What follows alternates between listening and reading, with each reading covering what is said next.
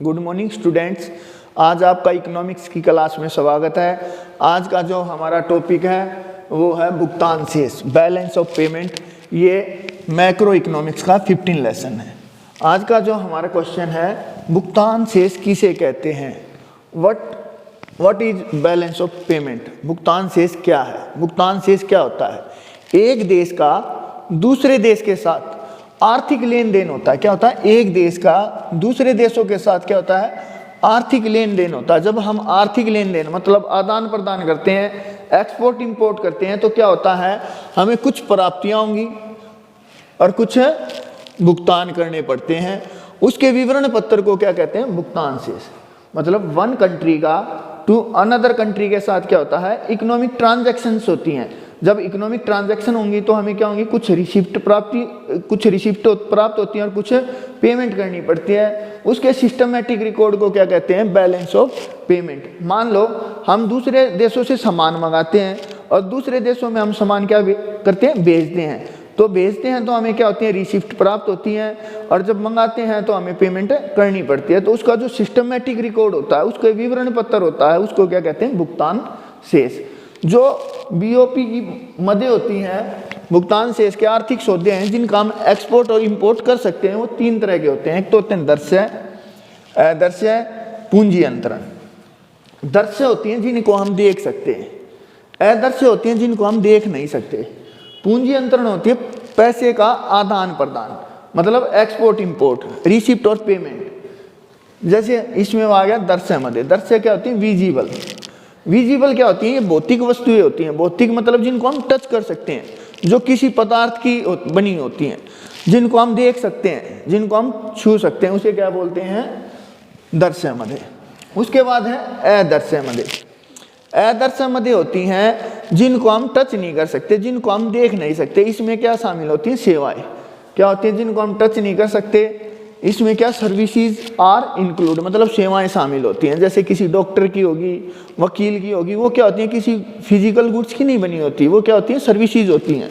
उसके बाद है पूंजी अंतरण, कैपिटल ट्रांसफर। इसका संबंध पूंजी की प्राप्ति और भुगतानों से होता है। क्या होता है?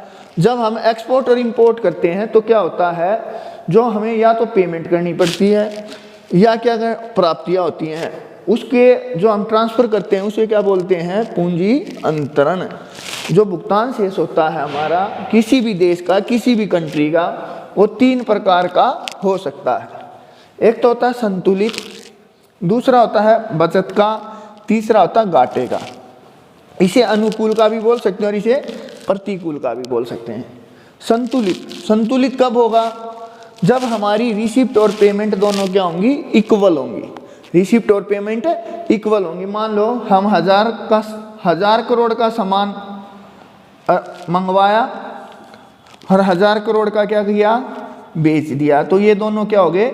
इक्वल हो गए। क्यों? हमारे को पेमेंट कितनी करनी? 1000 करोड़ और रिसिप्ट कितने हुए? 1000 करोड़।